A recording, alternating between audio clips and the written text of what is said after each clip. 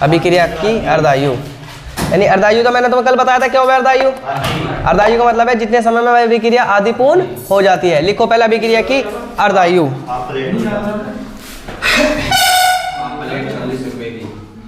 हाँ हाँ प्लेट मान लो।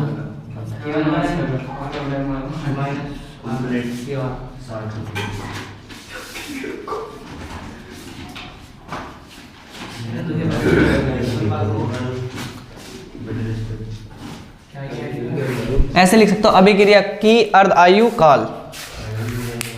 इसमें लिखो भैया मेरे साथ साथ लिख लो।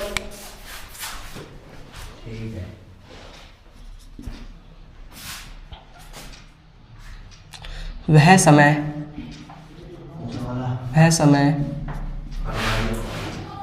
जिसमें अभिक्रिया, वह समय जिसमें अभिक्रिया आदि, वह समय जिसमें अभिक्रिया आदि पूर्ण हो जाती है, वह समय जिसमें अभिक्रिया आदि पूर्ण हो जाती है अथवा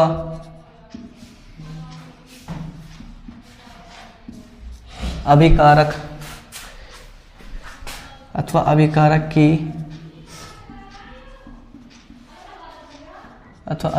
की प्रारंभिक सांद्रता,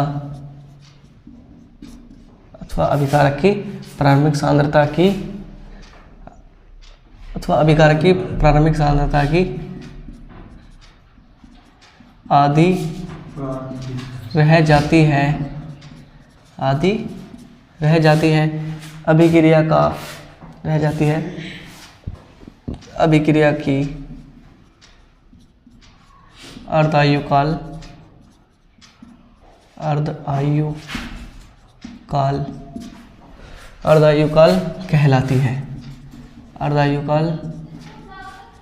कहलाती है।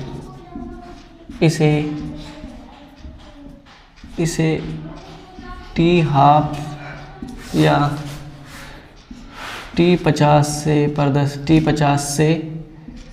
प्रदर्शित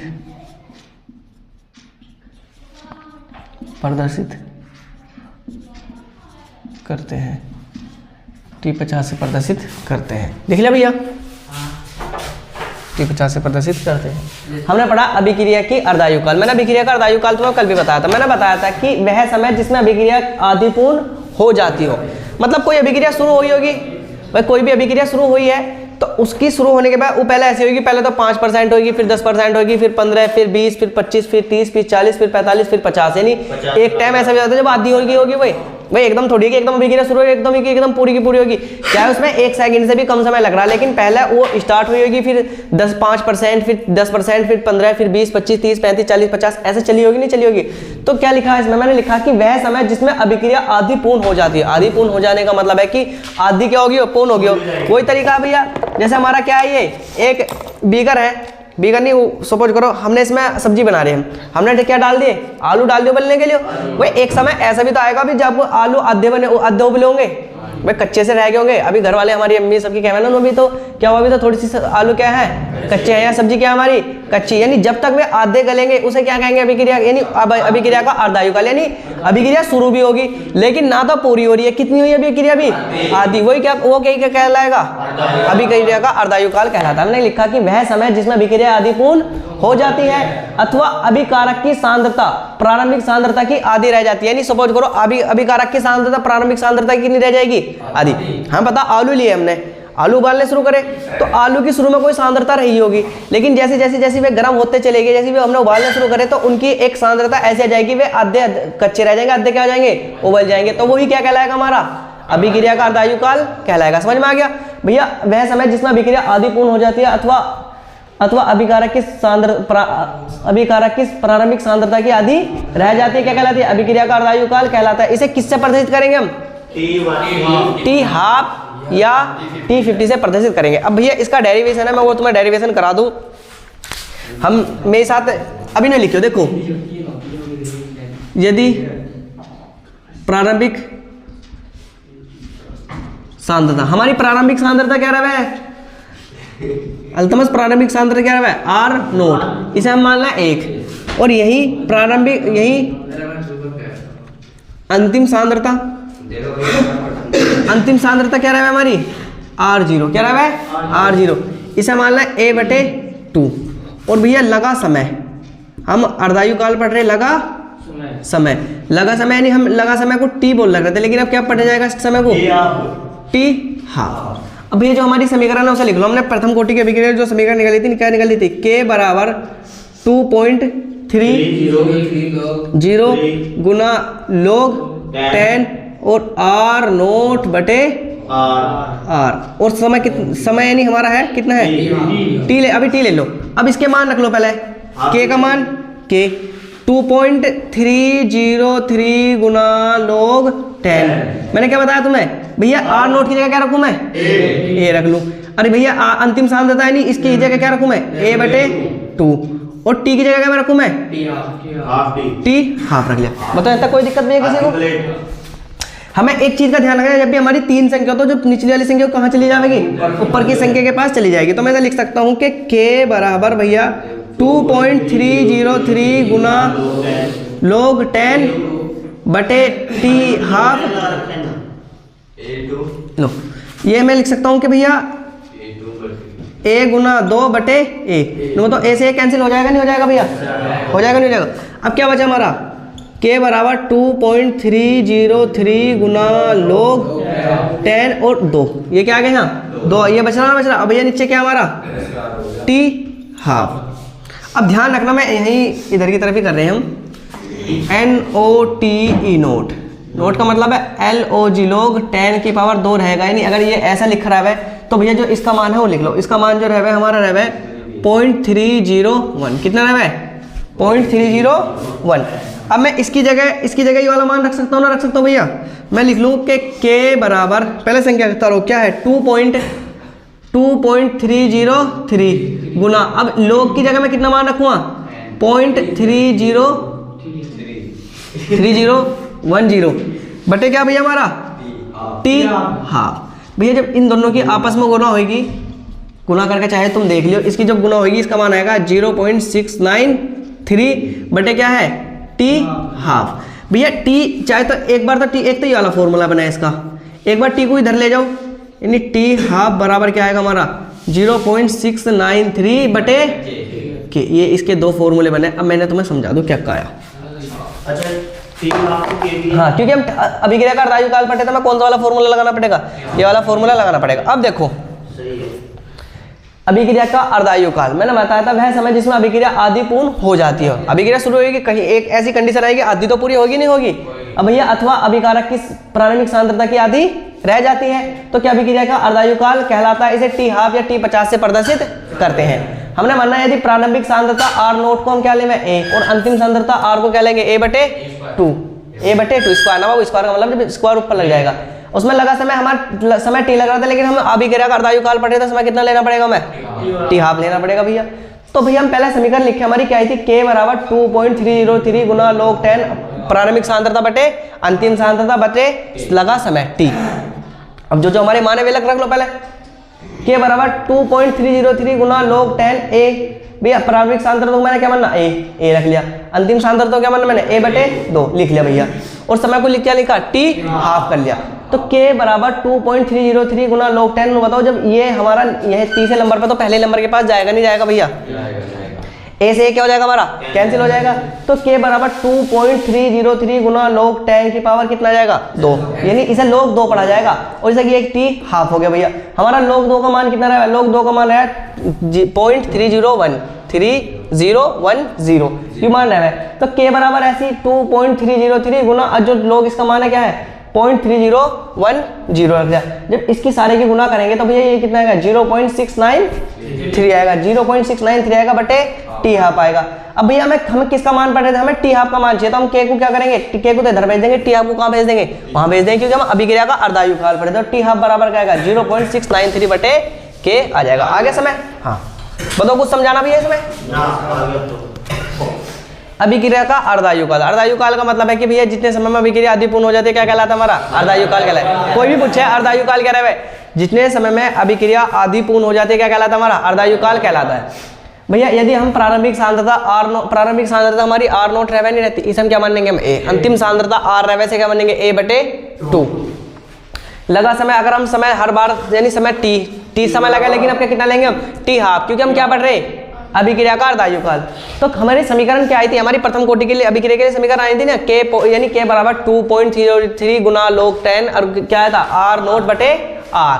अब जो क्या है ना उसमें चेंज कर लो, उसने प्रारंभिक सांद्रता को थी मैंने a मान लिया, अंतिम सांद्रता को 1/2 गई थी मैंने मान लिया, t को मैंने t हाफ मान लिया। बट बाबू ने बताओ जो हमारा तीसरे नंबर में पहले नंबर के पास जाएगा नहीं जाएगा, अब a से a क्या हो जाएगा भाई हमारा कैंसिल हो जाएगा, तो क्या k बराबर 2.303 गुना log 10/t हाफ आ गया। अनु बताओ अगर मैंने तुम्हें बताया कि अब हमारा यानी इससे 2 बचा तो 2 यहाँ आ जाएगा, log 2 बन गया। हम बताया कि log 2 log 2 का मान कितना है 0.3010, तो 2.303 आ गया। log 10 जो log 2 है भैया इसका मान कितना रखो 0.301 रखा बटे t हाफ। जब इसकी सबकी गुना होगी तो कितना आएगा 0.693 आएगा बटे t हाफ आएगा। और भैया t हाफ की जब इसमें हमें t हाफ का मान निकालना है तो t हाफ का मान यहाँ जाएगा, k का मान कहाँ चला जाएगा, यहाँ चला जाएगा। तो t हाफ का मान कितना आएगा 0.693 बटे k आ गया। भैया बताओ क्या गुना, जब तुम जाओगे ना, जब मैं तुम्हें गुना करके दिखा दूँ, नहीं तुम्हारे सबके पास फोन है, अपने फोन निकाल लो और गुना कर लो, क्यों टाइम खराब करो मेरा भी। गुना ऐसा होगी भैया, क्या नाम लग रहा है, यहाँ से पॉइंट काटोगे तो कितनी नीचे आएगी 3 जीरो आएगी, यहाँ से पॉइंट काटोगे कितनी नीचे जीरो आएगी 3 जीरो आ जाएगी, फिर कर लो।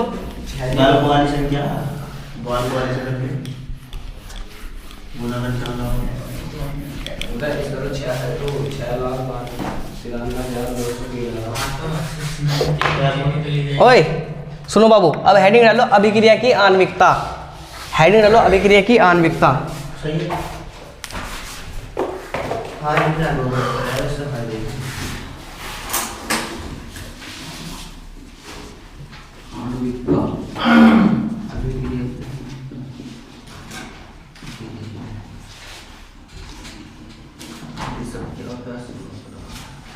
अभिक्रिया की आणविकता भैया इसमें लिखेंगे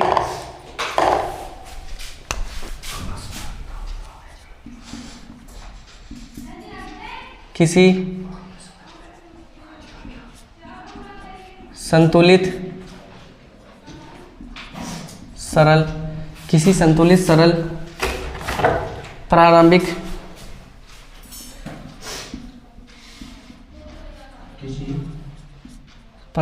या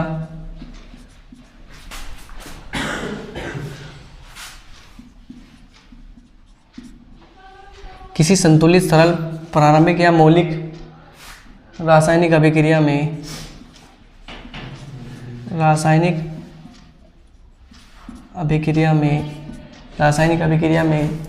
भाग लेने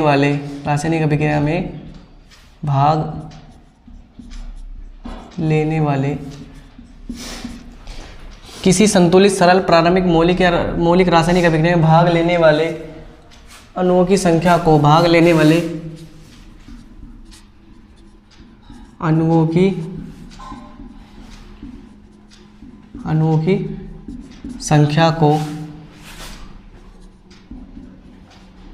अणुओं की संख्या को अभिक्रिया की आणविकता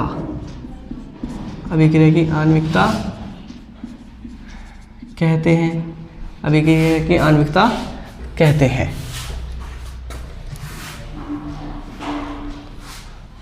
लिख लो भैया, लिख ली। देखो हमने क्या पढ़ा, अभिक्रिया की आणविकता। सबसे पहले भी हम पढ़ गए थे अभिक्रिया की कोटि पढ़ा था। अभी हमारा क्या है टॉपिक है, अभिक्रिया की आणविकता। देखो अभिक्रिया में जितने भी अनुभाग लेंगे, वो क्या कहलाएगी, अभिक्रिया की आणविकता कहलाएगी। देखो हमने क्या लिखा, किसी संतुलित सरल प्रारंभिक या मौलिक रासायनिक अभिक्रिया में भाग लेने वाले अणुओं की संख्या को क्या कहते हैं, अभिक्रिया की आणविकता कहते हैं। एक चीज ध्यान रखना, मैंने अब से पहले तुम्हें 2 चीज पढ़ा के आया था मैं अभी। एक मैंने पढ़ाई थी सरल अभिक्रिया, एक पढ़ाई थी मैंने जटिल अभिक्रिया है। सरल अभिक्रिया जटिल अभिक्रिया में अंतर क्या है, कौन बताएगा मुझे अंतर एक है सरल अभिक्रिया जटिल अभिक्रिया में कि ये अभिक्रिया कैसी हो जाती है, एक पद में पूर्ण हो जाती है। और ये जो जटिल अभिक्रिया में कितने सारे पदों में पूर्ण हो रही थी, कई सारे पदों में पूर्ण हो रही थी, नहीं हो रही थी। मैंने तुम्हें उदाहरण दिया था एक मार्कर बनाने वाली कंपनी का, है नहीं, और मैंने उदाहरण दिया था तुम्हें एक बोर्ड की चटकनी का। तो जो हमारी बोर्ड की चटकनी एक पद में पूर्ण हो जाती, लेकिन जो मार्कर बनाने वाली कंपनी कितने अलग अलग चीज पर अलग अलग काम हुआ, तो जटिल अभिक्रिया का उदाहरण था। तो ध्यान रखना, अभिक्रिया की आणविकता हमेशा जो सरल अभिक्रिया होगी उनकी ही अभिक्रिया की आणविकता ज्ञात कर सकते हैं, जटिल अभिक्रिया की आणविकता हम ज्ञात नहीं कर सकते। तो हमने इसलिए लिखा कि किसी संतुलित सरल, हमारी संतुलित और सरल और इसे हम देखो मैंने लिखा था सरल अभिक्रिया को, मैंने प्रारंभिक अभिक्रिया भी वहां लिखवाया था तुमसे। किसी किताब में सरल अभिक्रिया है, किसी में प्रारंभिक अभिक्रिया है, और किसी में क्या है, मौलिक अभिक्रिया। तुम जहां भी पढ़ रहे हो मेरे टीचर क्या था, तुम्हें सरल अभिक्रिया बताएंगे या प्रारंभिक अभिक्रिया बताएंगे, क्या बताएंगे, मौलिक अभिक्रिया। इनमें तीनों में से भी कोई से भी बताया नहीं, वह सही है कि किसी संतुलित सरल प्रारंभिक या मौलिक रासायनिक अभिक्रिया में भाग लेने वाले अणुओं की संख्या को क्या कहते हैं, अभिक्रिया की आणविकता कहते हैं। जैसे भैया मैं कुछ उदाहरण लिख रहा हूं तुम्हारे सामने, जैसे मेरे साथ उदाहरण लिख लो, जैसे NH4NO2, NH4NO2, भैया इसमें क्या बनेगा, एक तो N2 बनेगा और एक भैया 2H2O बनेगा। जैसे एक उदाहरण और ले में 2HI, हमारा एक तो H2 बनेगा, एक इसमें I2 बनेगा। एक उदाहरण और लो इसमें भैया, जैसे हम उदाहरण लेते हैं FeCl3 प्लस SnCl2, तो भैया जो हमारा 2Fe, तो हमारा जो बनेगा 2FeCl2 प्लस SnCl4। अब एक बार बाबू रुक जाओ, पहले जब ताल लो, पहले समझ लो इसे, मेरे साथ समझ लो। पहले देखो मैंने बताई क्या समीर, बाबू रुक जा भैया, मैंने बताई कि हमने बताई कि अभिक्रिया की आणविकता किसी संतुलित सरल प्रारंभिक या मौलिक रासायनिक अभिक्रिया में भाग लेने वाले अणुओं की संख्या को क्या कहते हैं, अभिक्रिया की आणविकता कहते हैं। रुक जा बाबू, तो जैसे हमारा उदाहरण है पहला NH4NO2, नो बताओ इसमें कितने अणु भाग ले रहे हैं, पहली वाली अभिक्रिया में कितने अणु भाग ले रहे हैं, 4 नहीं बाबू। अगर इसके देखो यू पूरा का पूरा अब क्या है हमारा, यू पूरा का पूरा भी क्या है, यू पूरा का पूरा हमारा कितना अणु है, 1 अणु है। तो अगर मैं बात करूं इसकी आणविकता कितनी होगी, क्या आणविकता, इसकी आणविकता कोई बता सकेगा कितनी होगी भैया, इसकी आणविकता 1 हो, क्योंकि कितने अणु भाग ले रहे भैया, 1 ले रहे। लेकिन बात करें दूसरे वाले की, इसमें कितने अणु भाग ले रहे हैं हमारे, 2 आगे इसके सामने, तो इस 2 अणु भाग ले रहे, तो इसकी आणविकता कितनी होगी भैया, आणविकता कितनी आणविकता होगी, 2 होगी। लेकिन यहाँ देखो कितने, 2 तो ये रहे, अरे 1 कितने हो गए, देखो 2 तो अणु ये रहे हैं और 1 अणु क्या हमारा, 1 ही वाला, तो कितने अणु भाग ले रहे हैं, 3। तो इसकी आणविकता कितनी होगी, आणविकता 3 होगी। आगे समझ में, अभिक्रिया की आणविकता क्या रहा है, मैं लिखा किसी संतुलित सरल प्रारंभिक या मौलिक रासायनिक अभिक्रिया में भाग लेने वाले अणुओं की संख्या को क्या कहते हैं, उसकी आणविकता कहते हैं। देखो यू कोई अभिक्रिया है, संतुलित अभिक्रिया चाहे देख लो हमारे, देखो किसी संतुलित सरल प्रारंभिक मौलिक रासायनिक अभिक्रिया में भाग लेने वाले अणुओं की संख्या को क्या कहते हैं, उसकी आणविकता कहते हैं। देखो नाइट्रोजन कितना हमारे पास, 1 और 1 2, नाइट्रोजन 2 है, ठीक है। अब बात करें किसकी, हाइड्रोजन की, हाइड्रोजन देखो 4 है और ऑक्सीजन कितने हैं, 2।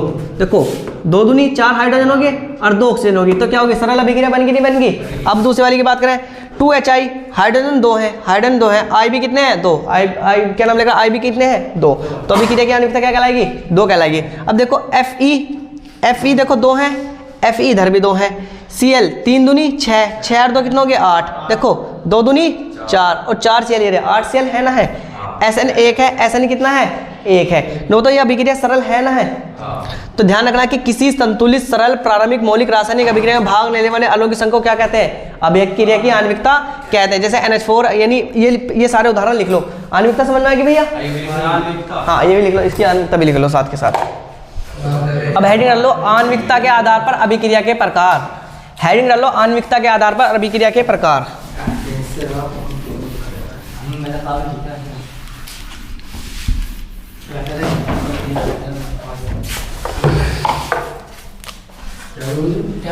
आणविकता के आधार पर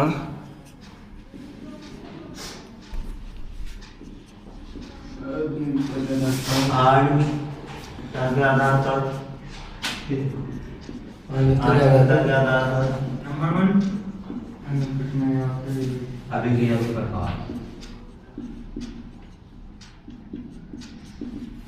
आणविकता के आधार पर अभिक्रिया के प्रकार। इसमें नंबर 1 करके लिखो भैया, एक अणुक अभिक्रिया, हाँ, एक अणु का अभिक्रिया, हाँ नंबर 1 करके लिखो, एक अणु का अभिक्रिया, लिख के निकालो तो। एक अणुक, अब इसके अंदर लिखा है हाँ एक अणुक अभिक्रिया।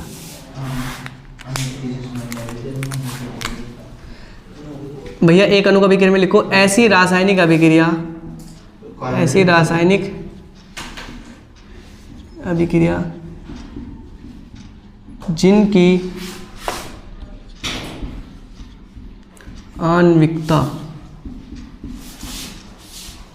एक होती है, ऐसी रासायनिक अभिक्रिया जिनकी आणविकता एक होती है।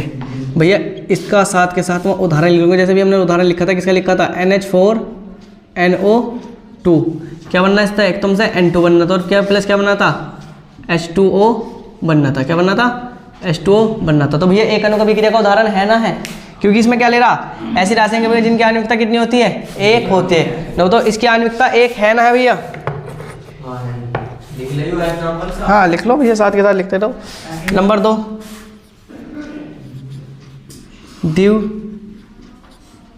अणुक अभिक्रिया, द्विव अणुक अभिक्रिया लिखेंगे भैया, इसमें क्या आएगा, ऐसी रासायनिक अभिक्रिया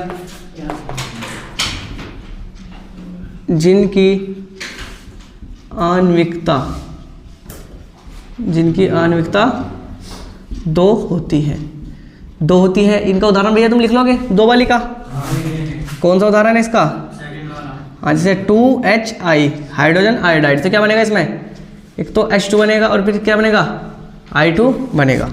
फिर इसके साथ में लिखो त्रिअणुक अभिक्रिया, त्रिअणुक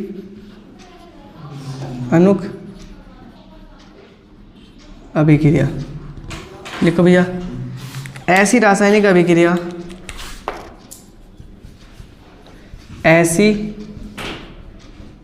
रासायनिक अभिक्रिया जिनकी आणविकता, जिनकी आणविकता 3 होती है। भैया ऐसी रासायनिक अभिक्रिया जिनकी आणविकता कितनी होती है, 3 होती है। इसका उदाहरण लिख लोगे, जैसा कौन सा था, 2FeCl3 प्लस SnCl2, तो हमारा क्या बनना था, 2FeCl2 प्लस SnCl4। तो भैया आ रहा समझ में, ये एक अणु का अभिक्रिया, द्विव अणु का अभिक्रिया, तीन अणु का अभिक्रिया, ताल लो इन्हें, समझ लो। हमने पढ़ा आणविकता के आधार पर अभिक्रिया के प्रकार। एक अणु का अभिक्रिया, ऐसी रासायनिक अभिक्रिया जिनकी आणविकता क्या होती है, एक होती है। भैया समझ में आ गया कि एक, क्योंकि इसमें कितने अणु भाग ले रहे, एक अणु भाग ले रहा, नहीं ले रहा। द्विव अणु का अभिक्रिया, ऐसी रासायनिक अभिक्रिया जिनकी आणविकता क्या होती है, 2, जैसे 2HI इसमें भाग ले रहे तो इनकी आणविकता 2। ऐसी रासायनिक अभिक्रिया जिनकी आणविकता 3 होती है, त्रिअणु का अभिक्रिया कहलाती है। देखो 2 एरे और 1 गिरा, 3 अणु का अभिक्रिया कहलाई। अब तुम कह रहे कि भैया 3 अणु का अभिक्रिया बन गई, लेकिन अगर तुम्हारे दिमाग में, अगर तुम सही तरीके से पढ़ रहे हो, समझ में आ रहा हो, तो तुम कहोगे भैया 4 अणु का अभिक्रिया भी तो होगी, 5 अणु का अभिक्रिया भी तो होगी, जैसे अभी 6 अणु का अभिक्रिया भी होगी, लेकिन अभिक्रिया की आणविकता 3 होना ही बहुत बड़ी बात है। आज थोड़ा सा यानी रफली काम करते हैं, समझते हैं, इनके अपना दिमाग का इस्तेमाल करियो बस चुपचाप। हमने एक डिब्बा लिया भैया, है नहीं। सबसे पहले हमने बनाया एक अणु का अभिक्रिया। एक अणु का अभिक्रिया का मतलब है कि हमने एक उत्पाद डाला, इसमें A प्लस A करके डाला। तो हमें इन्हें बताओ, देखो पहले सबसे पहले समझो कि अभिक्रिया कब हुआ है। जैसे हमने सपोज करो एक डिब्बा इसमें लिया, हमने इसमें A प्लस क्या डाला, हमने B डाला।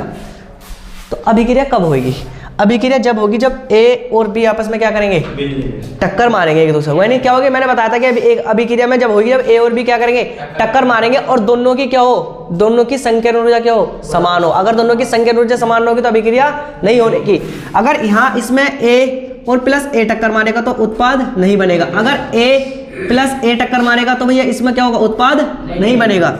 अगर B प्लस B आपस में टक्कर मारेगा फिर भी उत्पाद नहीं बनेगा। लेकिन अगर सी तो है नहीं, ए प्लस बी मारेगा तो क्या बन जाएगा, उत्पाद बन जाएगा, और बी प्लस ए मारेगा तो भैया क्या बनेगा, उत्पाद बनेगा। ध्यान रखना। तो अभिक्रिया कब होगी, जब ए टक्कर मारेगा जब नहीं होगी, जब बी टक्कर मारेगा जब भी नहीं होगी, जब ए प्लस बी मारेंगे जब क्या होगी बाबू, हमारी अभिक्रिया होगी। क्या होगी, हमारी अभिक्रिया हो जाएगी। तो तुम मुझे बता सको कि अभिक्रिया होने की कितनी संभावना है। सपोज करो टोटल इसमें अगर 100% अभिक्रिया हो रही है, कितनी हो रही है, तो भैया यहाँ तो इन दोनों पे तो होने की नहीं है, क्या तो 200% होगी। देखो इन दोनों को क्या करा जाएगा, इन दोनों को एक बार ही काउंट करा जाएगा, क्योंकि चाहे तो ए बी में टक्कर मारे, बी में एक टक्कर मारे, एक बार ही तो अभिक्रिया होगी। लेकिन यहाँ तो ए में भी टक्कर मार सके, बी में भी टक्कर मार सके, भाई तो ए की कंडीशन बनी, चाहे तो ए बी में टक्कर मारे, बी ए में टक्कर मारे, भैया अभिक्रिया एक बार ही तो होगी नहीं होगी। तो यहाँ तो देखो अभिक्रिया होने के चांस कितने हैं, 33%। कितने हैं, 33%। लेकिन अगर मैंने कोई एक ऐसा लिक्विड लिया है जिसमें मैंने खाली ए डाला, तो फिर यहाँ अभिक्रिया होने के कितने परसेंट चांस है, यहाँ तो 100% चांस है। कितने, 100% चांस। तो ये तो एक अणु अभिक्रिया का उदाहरण है, किसका है, द्विअणु अणु अभिक्रिया का उदाहरण। बात करते हैं त्रिअणु अणु अभिक्रिया का उदाहरण। त्रिअणु अणु अभिक्रिया का उदाहरण का मतलब है कि मैंने इसमें ए भी डाल दिया, बी भी डाल दिया और सी भी डाल दिया। अब हमारा उत्पाद कब बनेगा, उत्पाद हमारा जब बनेगा जब ए बी और सी एक दूसरे को सेम टाइम पे टक्कर मारेंगे और तीनों की क्या हो, ऊर्जा बिल्कुल भी समान हो। देखो अगर ए ने ए प्लस बी प्लस सी टक्कर मारेंगे, अभिक्रिया नहीं होने की। भाई ऐसा समझो, यही समझ लो। चलो अगर बी प्लस सी और प्लस सी मारेंगे टक्कर, फिर भी अभिक्रिया नहीं होने की। अगर मैं बात करूं ए प्लस बी टक्कर मारेंगे, फिर भी अभिक्रिया नहीं होने की। इसमें इतने सारे केस बन जाएंगे, इतने सारे केस बन जाएंगे, बहुत सारे। बस अभिक्रिया कब होगी भैया, इसमें तो अभिक्रिया हो जाएगी, नहीं हो जाएगी। इसमें अभिक्रिया कब होगी, जब हमारा ए भी टक्कर मारेगा, बी भी टक्कर मारेगा और सी भी क्या मारेगा, टक्कर मारेगा। तीनों टक्कर मारेंगे, तीनों की संकीर्ण ऊर्जा क्या हो, समान हो। जब क्या होगी, हमारी अभिक्रिया होगी। तो अभिक्रिया बस कहाँ तक हो सकती है, त्रिअणु अभिक्रिया तक हो सकती है, क्योंकि अभिक्रिया के तीनों अणु चार अगर चार देखो अभिक्रिया की आणविकता 4 भी हो सकती है, लेकिन कोई 1.1% चांस है कि अभिक्रिया की आणविकता कितनी हो, 4 हो। क्योंकि अभिक्रिया की आणविकता 3 होना ही बहुत बड़ी बात है। अगर एक अणु भाग लेना तो 100% लेता, लेकिन अगर मैं बात करूँ अगर 2 करेंगे तो 2 अभिक्रिया, जब दोनों जैसे हमें 2 अणु अभिक्रिया के होने के चांस रहा है 33%। लेकिन अगर मैं इस वाली अभिक्रिया के बीच वो करूँ ना बात, तो इस अभिक्रिया के भी बहुत ही कम चांस है। 4 अणु अभिक्रिया के तो क्या हो जाएंगे, चांस बिल्कुल भी खत्म हो जाएंगे। तो नोट करके 2 पॉइंट लिख लो, नोट लिखो, हाँ नोट करके लिखो, नोट। अभिक्रिया की आणविकता 0 नहीं होती, अभिक्रिया की आणविकता 0 नहीं होती। और भैया अगला नोट लिखो, अभिक्रिया की आणविकता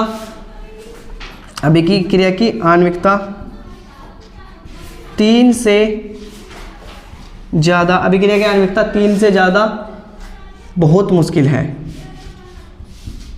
अभिक्रिया में 3 से ज़्यादा होना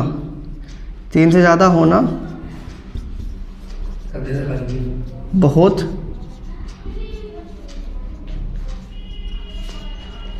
मुश्किल है।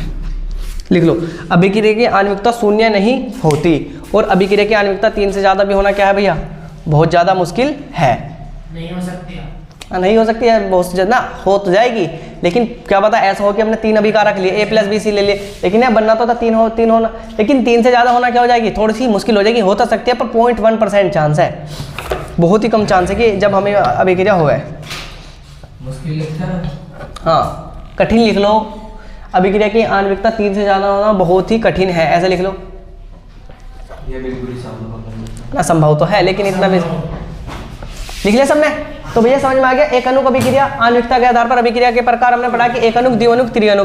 मैंने बता दी कि अभिक्रिया अगर एक अणु अभिक्रिया होने के 100% चांस रहते हैं, लेकिन द्विअणु अभिक्रिया के द्विअणु अभिक्रिया होने के कितने चांस है, 33%। त्रिअणु अभिक्रिया होने के चांस भी बहुत ज़्यादा कम हो जाए, नहीं लगभग 1, 2, 3% ही आ जाए। लेकिन अगर 4 अणु अभिक्रिया कराना तो उसके चांस क्या हो जाए, और भी कम हो जाए। तो भैया बाकी आज की सेवा समाप्त, पढ़ेंगे हम कल को, तुम जा सकते हो।